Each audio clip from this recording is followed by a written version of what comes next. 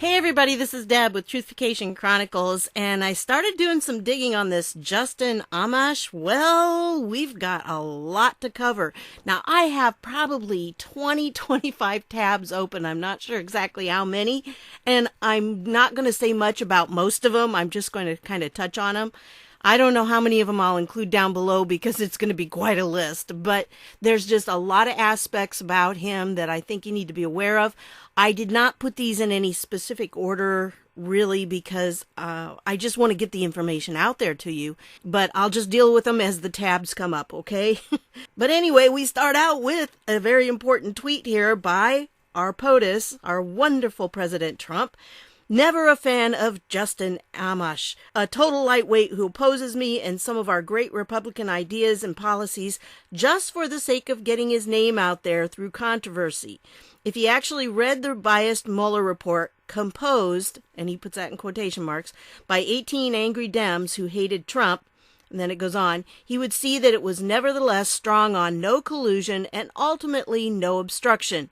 Anyway, how do you obstruct when there is no crime? And in fact, the crimes were committed by the other side. Justin is a loser who sadly plays right into our opponent's hands. Okay, and this comment here we're going to touch on later, but makes sense. Justin Amash's father is Palestinian, and Justin heavily invested in China, tariffs hurting him, so owned by Chinese. Justin's mother is Syrian. He is a true rhino, really libertarian, but could only win as fake Trump Republican. So let's just go through some of these. This was the post that I think probably sparked all that. Because, yep, he's supposedly a Republican, and he's for Trump's impeachment. That's his conclusion that he drew. Here are my principal conclusions. 1, Attorney General Barr has deliberately misrepresented Mueller's report. Okay, I read it. I didn't think he was misrepresenting it. Number 2, President Trump has engaged in impeachable conduct. No, he hasn't. Like what? Number 3, partisanship has eroded our system of checks and balances. No, it's still happening, but yeah, what partisanship is eroding it because we got people like Jerry Nadler that are subpoena crazy and can't seem to stop the investigations even after we had Mueller, who was a special counsel, come out and say, no collusion. They're still living in that fantasy world. And number 4, few members of Congress have read the report. Well, that's probably true, okay? And most of them are Dems, especially the Dems who didn't even bother to go into the skiff to go read it, okay? I mean, Nadler, I doubt, has read it yet. And they had every opportunity. It was put in a skiff. A skiff is a place where they can go and they can read classified documents. So, they had all the opportunity possible to go and read it, and there were just a few lines they couldn't read because they're grand jury material, but they didn't even bother. So why would we listen to anything they say about it? Because they didn't even bother to go and read it. So I do agree with him on that. Few members of Congress have read it, but most of them are Republicans. And then he goes on and he says, I offer these conclusions only after having read Mueller's redacted report carefully and completely, having read or watched pertinent statements and testimony, and having discussed this matter with my staff, who thoroughly reviewed materials and provided me with further analysis. Well, obviously they didn't do a very good job, Justin. Anyway, I'm going on because he's very wordy here. In comparing Barr's principal conclusions, congressional testimony, and other statements to Mueller's report, it is clear that Barr intended to mislead the public about Special Counsel Robert Mueller's analysis and findings. No, it is not clear. And no, he was not intending to mislead the public. And this is one reason why I think Mueller doesn't want to come and testify, because they haven't set it up yet. And I think the reason he doesn't want to, Barr will let him. Barr said he would let him. But Mueller hasn't agreed to come and testify. And I think probably the reason is because he's not afraid of what the Dems will ask him. He's afraid of what the Republicans are going to ask him. So, yeah. And that's going to be challenging who he put on the team and why he put so many pro-Democrat people on there and didn't put any pro-Trump people, You didn't have anybody pro-Republican even. So anyway, let's go on. Barr's misrepresentations are significant but often subtle, frequently taking the form of sleight-of-hand qualifications or logical fallacies, which he hopes people will not notice. Well, I'll tell you what, I noticed, Justin, I noticed that you don't give any examples.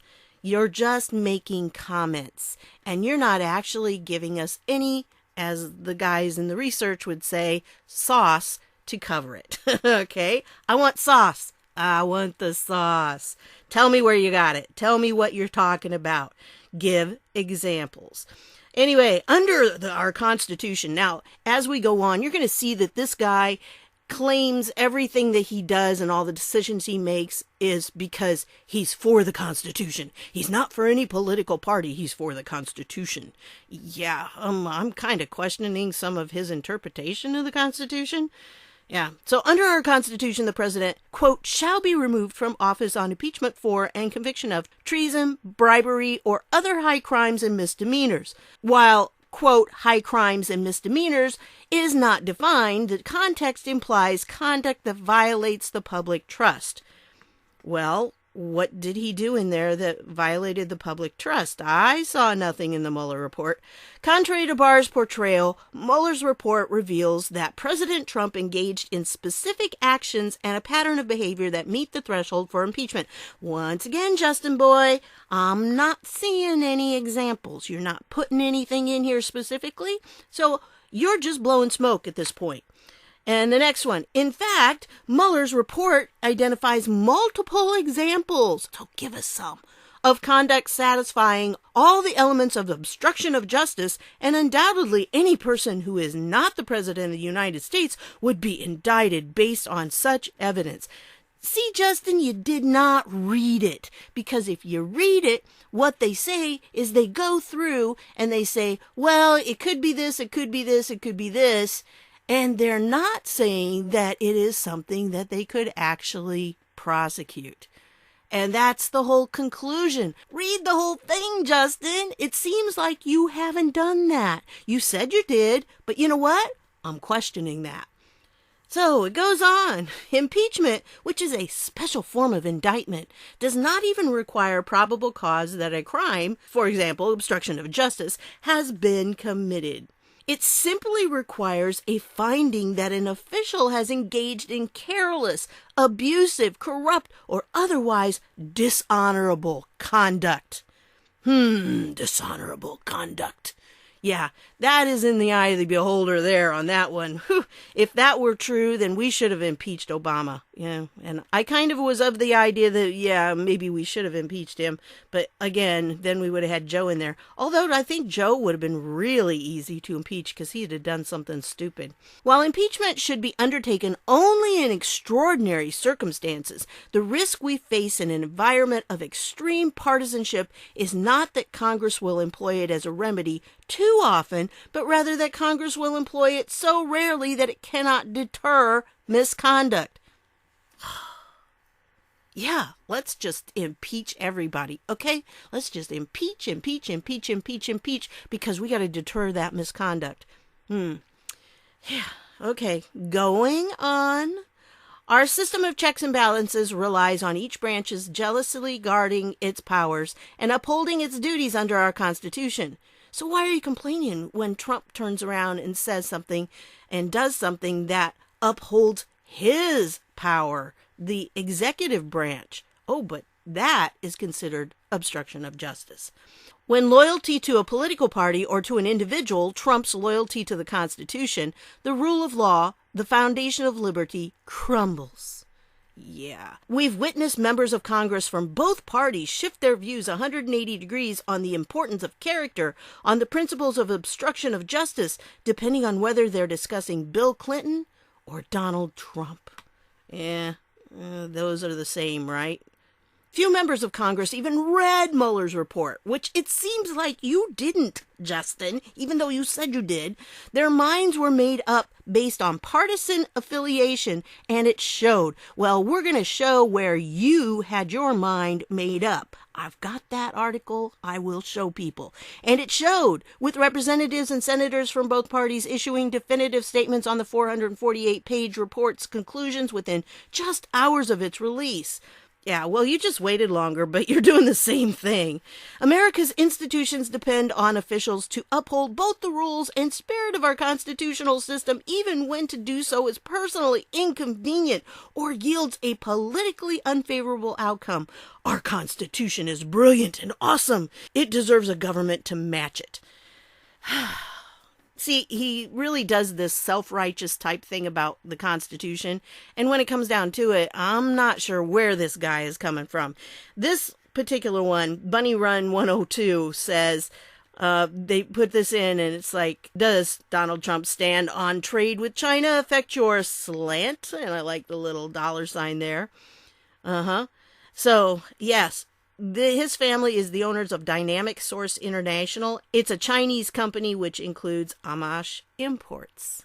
We'll talk about that more later. Okay, so again, let's go on because I got a whole bunch of them. I'm just going to put this in here because those of you who follow that specific 17th letter of the alphabet, you're going to get this. Okay, it says it's happening. All right, and then look what he's got. Yeah, it's a hot dog pizza. Enough said? Yeah. So, just gonna go on. You can make of that what you will. Anyway, this one, C3 says, Justin Amash is owned by China. China has been screwing Americans for decades. Donald Trump is the first politician to confront China. America First is a direct assault on Amash and China's interests.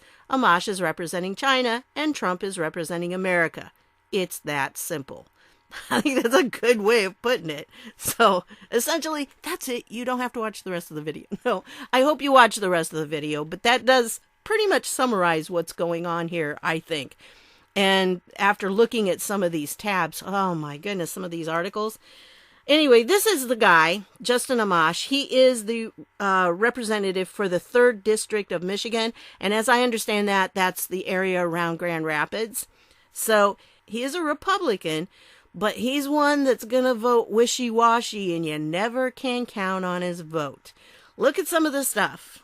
Here, he opposed a bill tied to the Nassar sex abuse case, and this was one that he claims that, well, it shouldn't be a federal law because that's overstepping the boundaries of, the state, and the state should actually make the laws considering this. In this case, I pretty much agree with him because he is laying down that it really should not be a federal offense if you don't report something. It really should be a state offense, and states need to make laws that, require people to report sex abuse of minors.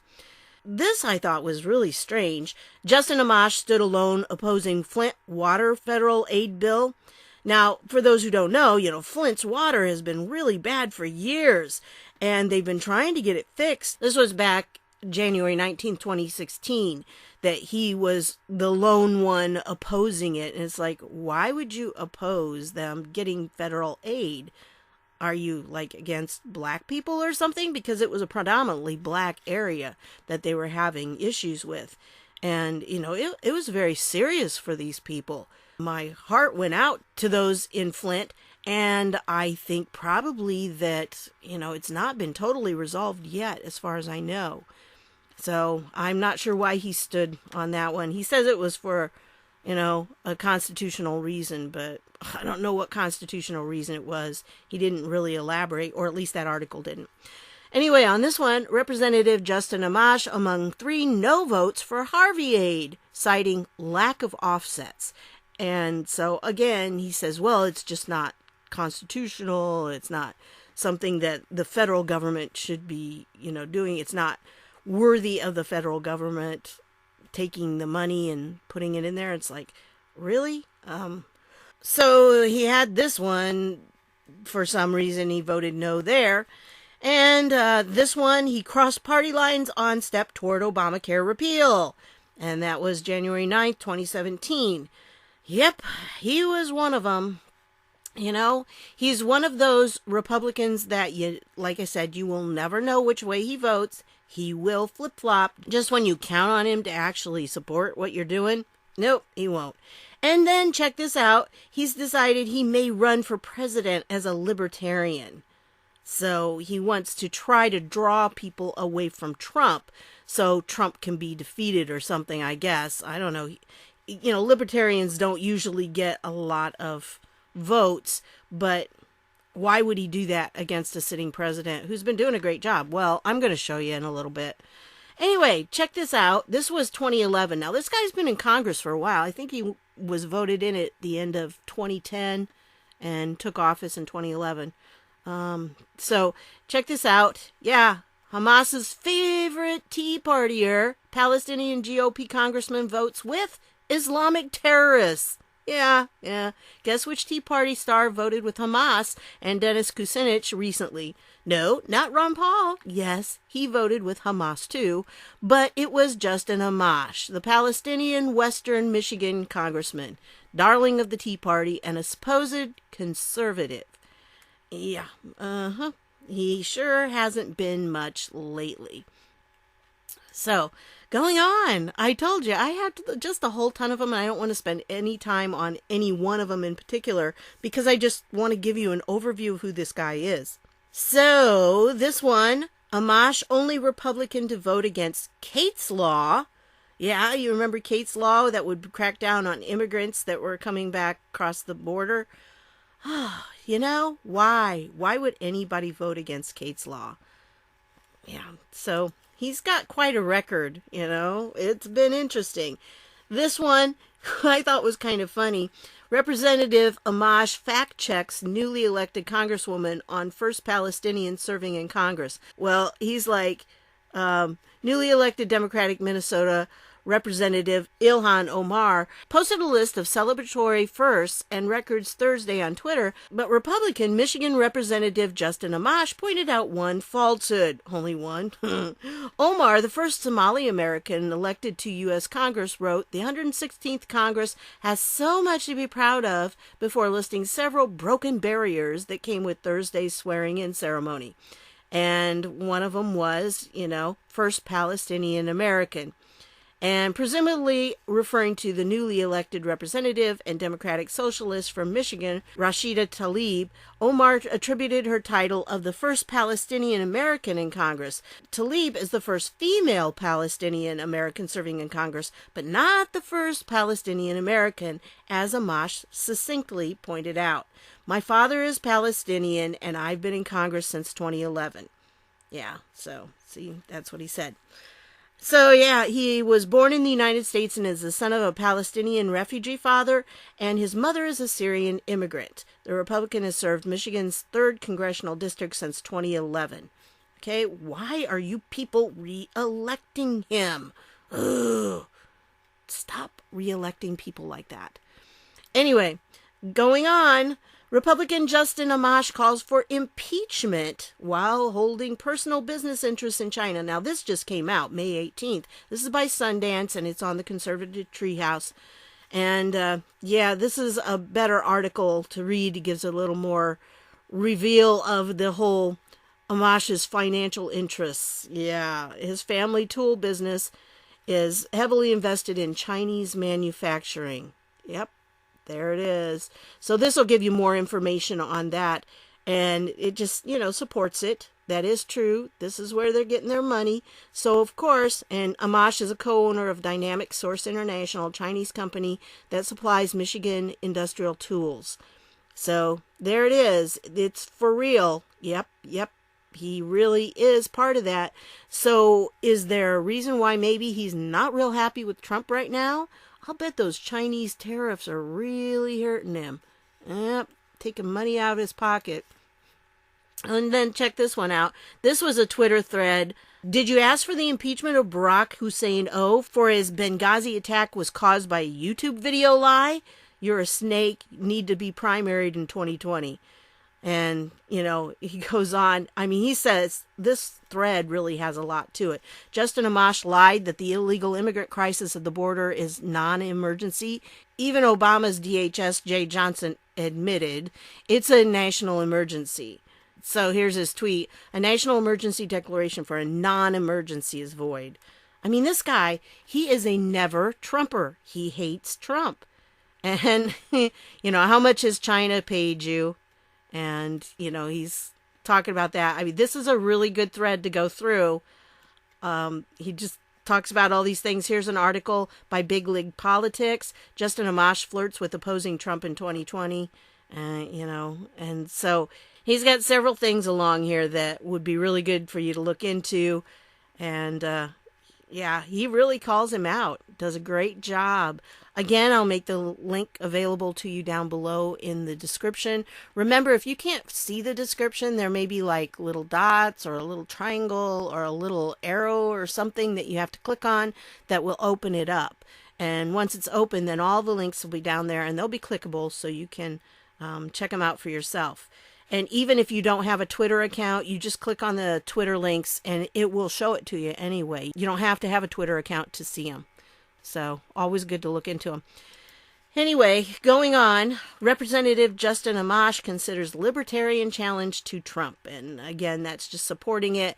I'm trying to give you various sources because if you're talking to people, this may be something that you really want to, keep these things handy.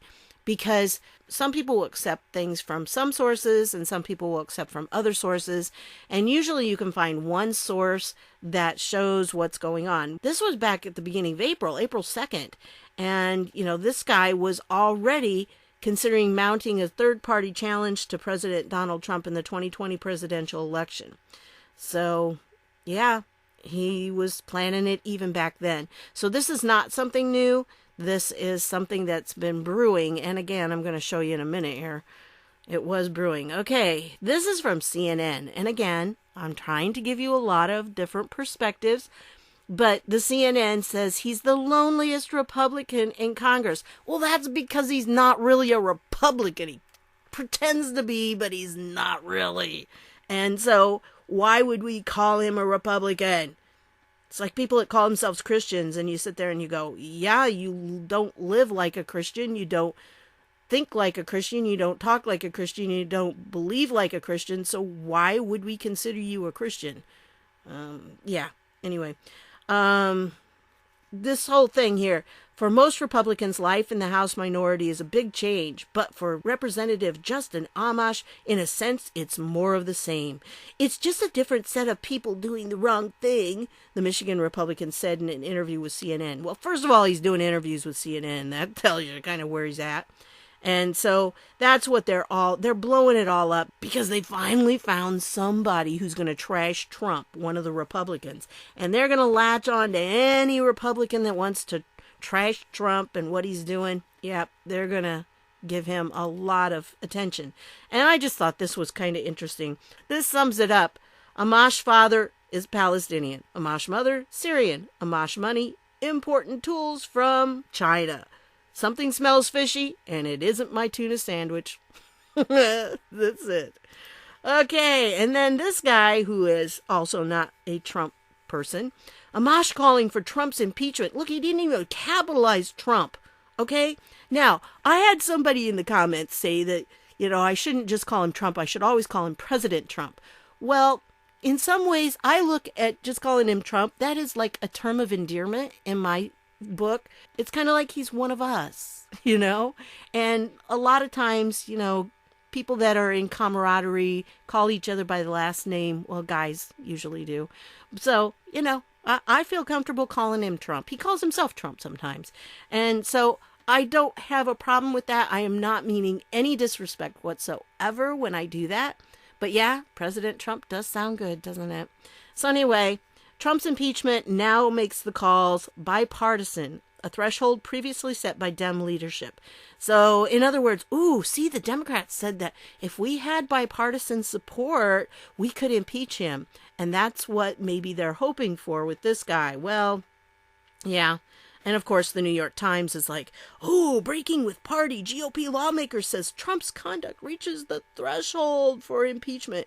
And so they're going to talk it up because they don't have anything else. These people are running out of stuff because it's coming out that, we've got all these economic numbers that are zooming. We've got unemployment. It's hit all-time lows. And you just can't do anything to hide the economy. People are getting more money in their pockets. They're spending more money. They're having more consumer confidence. It's just a good economic system right now. And it's really hard for them to counteract that. There's no argument against it. Going on. Yeah. This is the one I really want to show you. And this is my last one on this because pretty much it's the same stuff over and over. This guy, wouldn't trust him.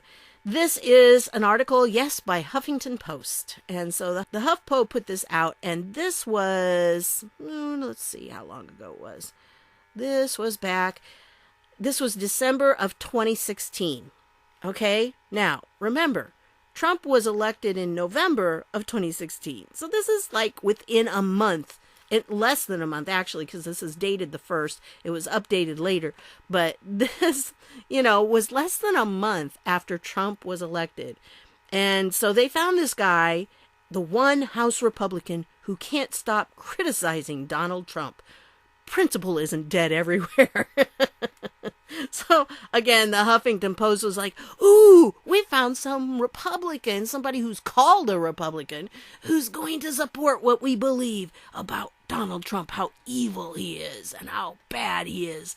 So they jumped on it, and they wrote this article about him. And, they were talking about within the Republican rat race to shift core principles and cozy up to the Trump administration, there's one Republican in the House who seems totally uninterested in running the maze. See, if you don't agree with Trump, you're not going to be part of this.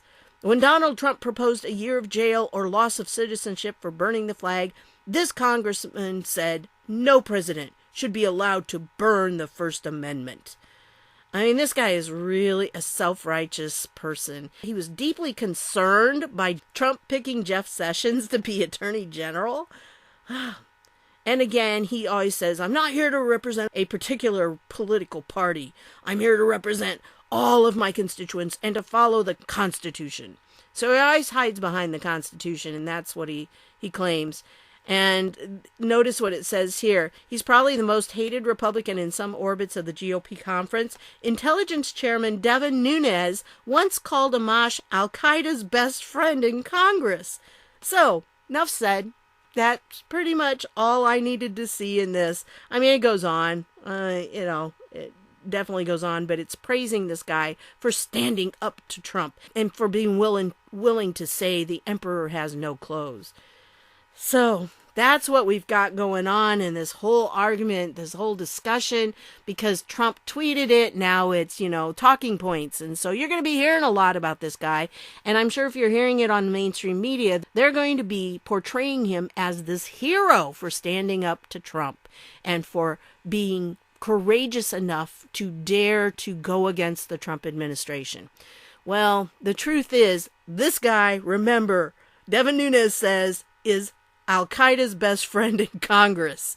And from the other stuff that I've seen, I wouldn't trust this guy one little bit. So if you're from Michigan, around the Grand Rapids area, vote this creep out next time. We don't need him in Congress. Why have you left him in there for so long?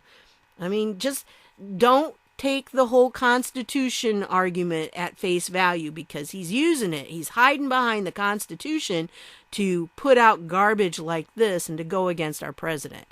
So that's what I've got for you on this one. I just felt like I really needed to get it out there and let you know this was going on and who this guy was. And here's just a little bit of information just in case anything would happen to my YouTube channel and, because of content censorship or whatever the case is. I just wanted you to know that there are places you can contact me. You can find out what's going on. I will post updates if something happens like that. And the first one is my website, truthificationchronicles.com. And I do have a blog on there. I'm sure that if something happened, I would update the blog. As of now, I'm only doing about one a week on that, and I'm due for a new one. But I'm trying to keep up with that one. And then I have, my YouTube channel is at Ergo Supero, and Truthification Chronicles was too long. It wouldn't let me use that. At Ergo Supero, which means Ergo means therefore, and Supero means I survive. And so it's actually part of a phrase, cogito ergo supero, which is I think, therefore I survive. So Anyway, I also have a Facebook page, which I don't visit near as often as I'd like to. I'm there from time to time, and I do kind of keep track of it. So you can always go there, and I'm sure I would post something there too. Also, the Patreon, you could go there and check things out. I have 2 other channels that are non-political, but I probably would mention something on there if something happened to this one. And the one is Garden Devotions. It has to do with gardening and, devotions, and also my Thrive Life stuff, the freeze-dried food, which is really awesome, and crafts. And also I deal with the chronic fatigue syndrome and living life with that on this channel. And this is my Read the Writer channel. And it is kind of writerly type things. And right now I only have a couple videos on there that are about Scrivener, which is a writing program. So if you're interested in writing or anything like that, you might want to join there. I don't post a lot on those 2 channels. And Garden Devotion, I really kind of took the winter off for that, so I could kind of focus on the Truthification Chronicles. But I will try to get back into it now that it's getting spring and summer, and I can get out and do more gardening type things on that. So those are some options if you want to be part of those, or if you, again, just need to find out if something happens to me, always check with my website. And I'm still working on it. There's a lot I still have to fix up and make it look better. I'm just working on a lot of different things right now. I'm working on getting my book out. It's in the editing stage. And I'm also meeting this week with one of my graphic designers, and he's going to be giving me some t-shirt ideas off of the things that I gave him. So hopefully I'll have some t-shirts going too for you. And, just lots of irons in the fire right now. I'm really trying to address them all. So we'll get it done as we get it done, right? Anyway, I wanted to give you that contact information because sometimes, YouTube does stuff, and I'm not sure the last video that I put up that they're going to be very happy with the content of that. And I'm kind of scared every time I go in that I'm going to see that they gave me a type of strike on that. So we'll just keep our eyes open and hope that they don't take offense at it. But if they do, I will report it to the White House Tech Bias Survey, and I'll make sure that they know what's going on with it. So anyway, that's the contact info for me. If you really want to follow what I'm doing, maybe bookmark my website just in case something happens. You'll be able to follow, and I can, convey what's going on there. So I don't anticipate it. I'm hoping it's not going to happen. I'm trying to make sure I stay within guidelines so that that doesn't happen. But, you can't always tell what YouTube's going to do, right? So there you go. Thanks for stopping by, and I'll see y'all later.